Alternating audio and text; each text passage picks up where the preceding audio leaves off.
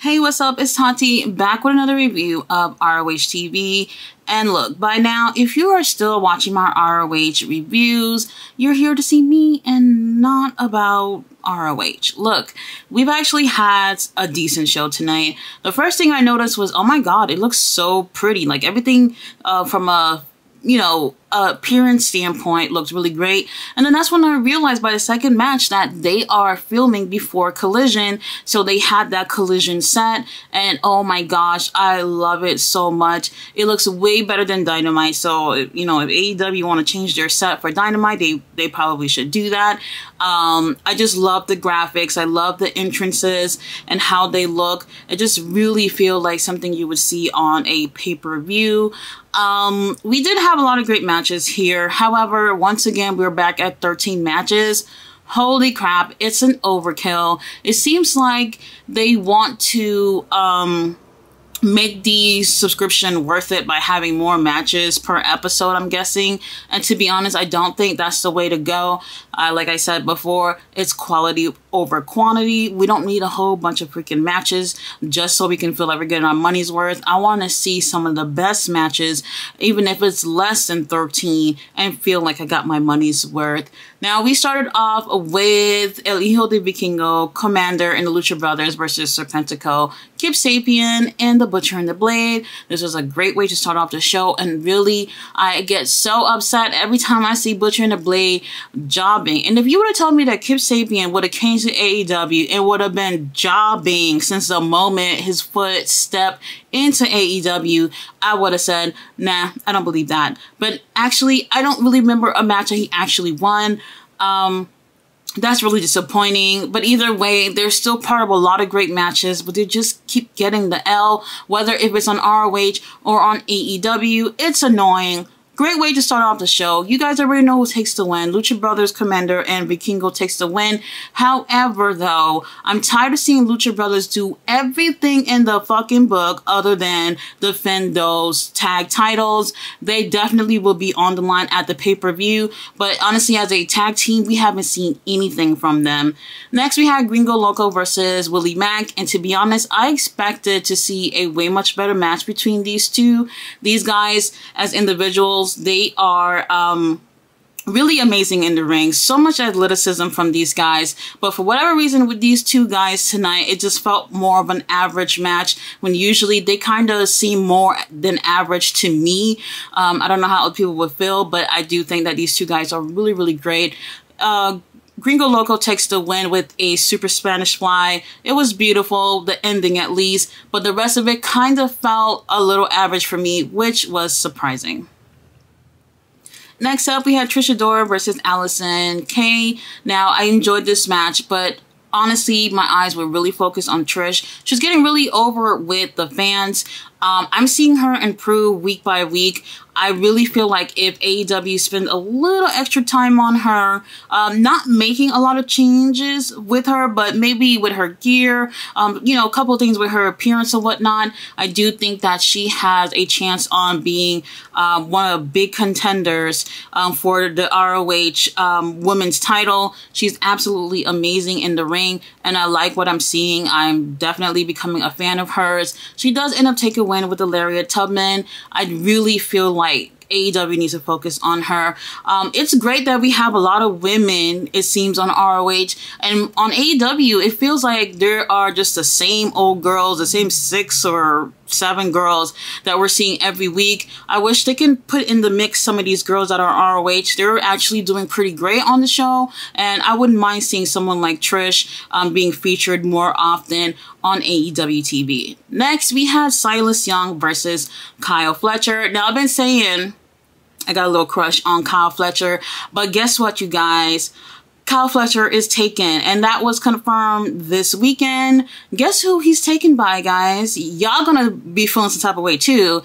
Our girl, Big Booty Sky Blue, he got her on lock. Oh my god, when I saw the pictures, I was actually really, really heartbroken for a quick second. I was really surprised that they were together because a couple of days before, some Sky Blue fan page was confirming that Sky Blue was still with Dante Martin. And to be honest, this is the second public L that Dante has taken this year. Obviously, the first one being with that broken foot situation, and then now losing someone like Sky Blue. Sure, she got a pretty face. Yeah, she got a fat ass, but maybe she wasn't a great partner. So I don't know. But either way, I was really surprised to hear about that. Kyle Fletcher, he's absolutely amazing in the ring, and I really like Silas Young too. I love that 80s wrestler look that he got going on. I hope he doesn't change anything about it. Really talented in the ring.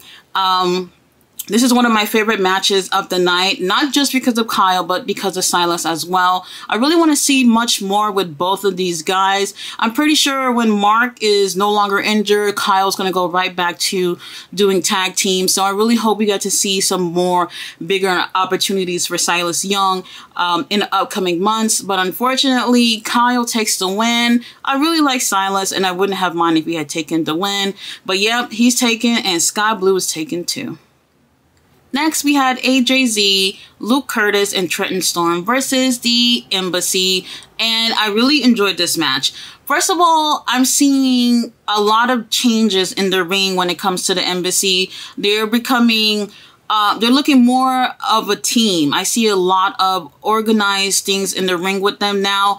The only thing that I can complain about is at the end of their matches, that all three of them would hit a finisher, and it's not always the same one. So it'll be something different from all three of these guys. And when they do that, sometimes it becomes a little chaotic, and you can't even remember which one of these guys is the legal man to take the pin. That would be my only thing. I just wish that the finisher would be a little bit more clean, so it's not so chaotic and confuses people. But I am seeing a lot better from these guys, to be honest. There is really a lack of a six-man tag scene in ROH. We don't see it that much. Certainly we have seen AR Fox team, but they've only been teaming for a couple of weeks. But other than that, we're not seeing a lot of trios in ROH, and I think that's something that they really need to work on. So at the next pay-per-view, if the Embassy retains, I'm not even gonna be mad at it, because I really feel like we don't really have a build to other trios. But either way, they were really great in this match. I really wish we can see the same side of them when they're featured on like Dynamite or Rampage or whatever. I think that they would benefit as well by getting some wins on AEW TV. I've definitely seen a lot of improvement with the Embassy. So, you know, I was saying a lot of shit about them in the first few weeks, but now things are definitely getting better, and I want to see some improvement within the six-man tag division, and ROH is pretty much non-existent. And yes, the Embassy takes the win. So we had a fun match with Dalton Castle versus Josh Woods. Now, we did have Smart Mark Sterling in ringside, and I want to say Tony Nese was there too. Oh yeah, Tony Nese was there. Like, how could I forget those six-packs? Like, those abs are like chiseled by God, and it looks so good. Either way, this was very entertaining. Every time Dalton comes out, he is absolutely entertaining. I know some people don't understand the whole gimmick thing, but it's absolutely over. And I'm going to be honest, prior to this match, I really did not remember hearing the crowd feeling like into the show up until Dalton Castle got there. And that's when I'm really hearing a lot more of the crowd participation, which really sucks, because I cannot imagine going to a wrestling show and just sitting there like I'm just at home with the TV turned off in front of me. Like, it just absolutely sucks to see that. And they were in Chicago. Like, that's crazy. They had a really great match. Really, really entertaining. I enjoyed their chemistry together. I would actually like to see more of Josh Woods. I feel like I haven't seen him in quite some time. We've been seeing a little bit more of Tony Nese. Dalton is also really talented as well, whether he's doing singles or trios matches with the boys as well. This was really fun, and I could tell the crowd was enjoying it as well. I thought Josh was going to take this win, but Dalton ends up taking the win. And you know what? I'm okay with that. I'm cool. Now, next we had the Infantry versus the Kingdom, and surprise, surprise, the Infantry took the win. They've actually, prior to this, lost 6 matches. that they've been in and didn't win anything up until tonight, which I was really surprised about. I almost wasn't going to watch this. Now, I like the fact that another team took the win. The Kingdom, they've taken maybe like 2 losses since they've been in ROH as a tag team, but I'm kind of looking at them towards more to winning the ROH tag titles from the Lucha Brothers, but there's no storylines going on with the Lucha Brothers. Now, the pay-per-view is next month, so we got a little bit of time to get some of these storylines going on, but the thing that I'm like really annoyed about, Tony Khan, stop giving us last-second storylines and matches. Get it started like literally yesterday so that we can have a great build onto this next pay-per-view. You guys see what's going on with Forbidden Door, right? So if we had a nice build going into Forbidden Door, that would have been much more awesome. But for this next pay-per-view with ROH, we have nothing going on, nothing at all, and I think it's like less than a month away. Next, we have Big Bill and Lee Moriarty versus Blake Christian and Matt Sydal. And you know what? I didn't even know that I wanted the team of Matt Sydal and Blake Christian. They really complement each other very well in the ring.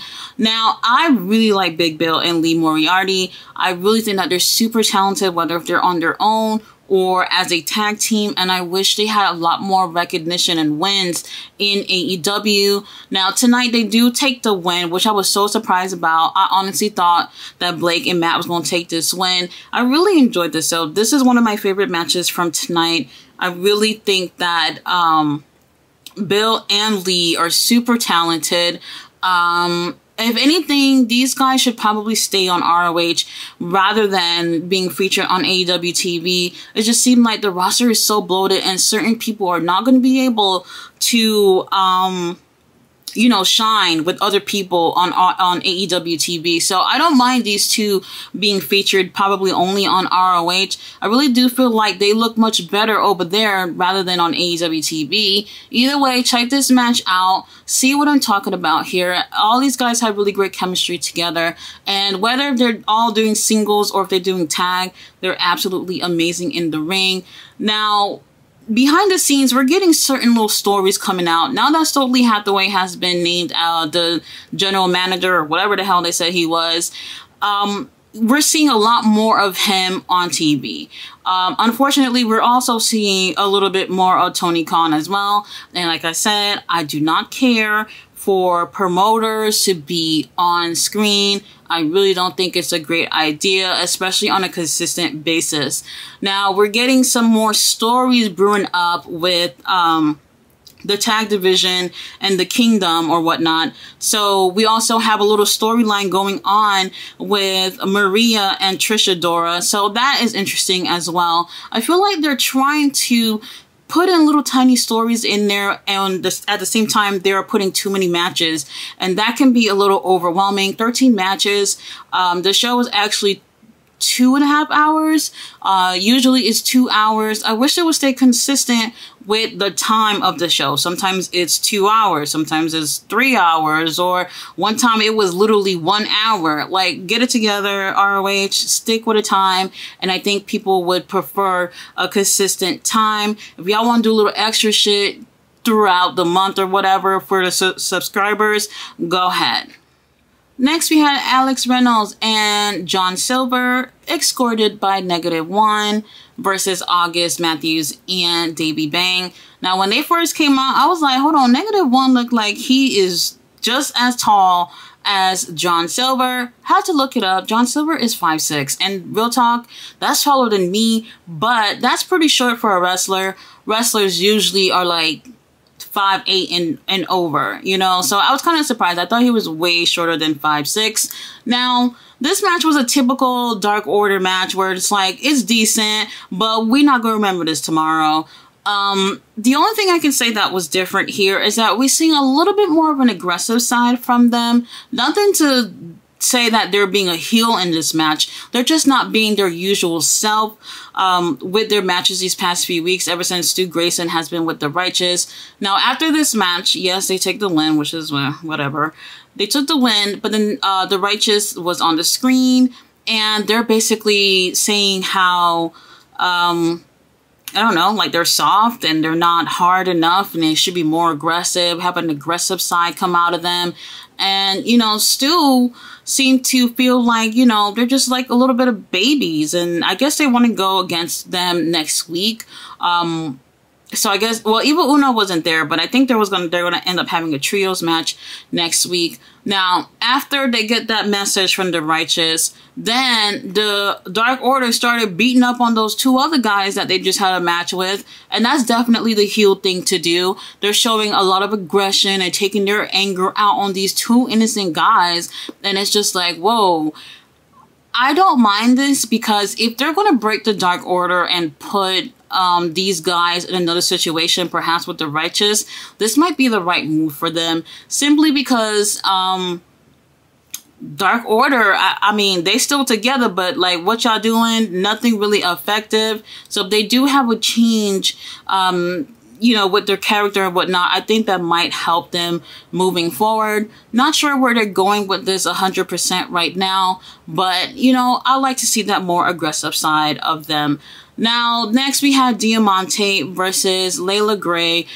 Before the match, Mark Sterling offers her money, saying, I'll give you 51%, and you just lay down and let Layla take the win. She's obviously not with it. They end up having a short match where Mark Sterling is distracting her, and Layla takes the win with a roll-up while she has her legs on the rope to help support her. Obviously, Diamante, she's upset about that, and they're going to end up having another match soon. So I really wasn't mad about it really being short, because it seemed like these girls are going to end up having somewhat of a feud. So we'll wait and see. Diamante, she's been doing great. I'm glad she's on ROH, but we need some storylines, so I'll take it. Next, we had Darius Martin, AR Fox, and Action Andretti versus the Workhorsemen and Shane Taylor. It was alright. You already know AR Fox team ended up taking the win. I keep saying this, but Anthony Henry needs to do solo. He don't really need to be part of any team. After that, we had a Pure Rules match with Rocky Romero and Daniel Garcia. It was decent. I've seen much better from both of these guys, or just better Pure Rules matches, so it was what it was. By this point, I was kind of already getting over it. We was already after the 2-hour mark, and I just wanted to get on to the main event. So after Daniel Garcia ended up taking that win, we have finally our main event, Athena versus Kiera Hogan in a Chicago street fight for the Ring of Honor Women's title. And you know what? I really enjoyed the effort these girls gave. I actually wish that it started outside the arena and they brought it in. I think that would have helped make it a little bit more cool, give it a little more of a street fight vibe. I thought the match ran a little longer than I wanted it to. After a while, it's like, yeah, this is going on a little long. I do appreciate what they did, though. Now, there were some times during this match, certain things were just not executed the way it should have. Like, there was a spot where Athena was laying on the table outside the ring, and Kiera jumps down, and the table doesn't break. It's like, oh, the table didn't move. Once again, this will definitely be on Botchamania for sure. After that, she tried again because the crowd was like, do it again, and then it finally broke, but it still didn't have that impact of someone like getting smashed through the table. So it kind of took away the joy of Athena going through that table. We also had another spot where both these girls were on a top turnbuckle, and we have Athena do a suplex onto like 10 chairs that was lined up outside the ring. Now, the suplex didn't hit the way it was supposed to, so now both these girls go through the chairs, and it's like, oh man, that was a little bit of a missed opportunity here. Certain things just was not perfect. Now, I don't like to make it seem like these guys are supposed to be perfect, but you know, when it comes to big spots, y'all gotta rehearse it or make sure that these things are really gonna land, because these are the moments that people are talking about during the matches, and it fell flat with some of these bigger spots. After that whole chair thing, oh, there was another issue too. They had their tallest ladder was kind kind of on the ramp, and at one point it almost fell and hit a few people in the audience. If it wasn't for that guy who was in the front row that ended up holding down the ladder so that nobody got hurt, we probably would have seen a couple of lawsuits with a 15-foot ladder in AEW. That is like my only complaint here. Like, I gotta be a little bit more careful when it comes to these type of matches. Either way, I do feel like they really gave it their all. Just certain things just did not land the way it was supposed to. But props to these girls for doing something that we normally don't see the ladies do. So what did we get in the end? Athena obviously retains, so she's still our champion. And I'm gonna say this for the millionth time.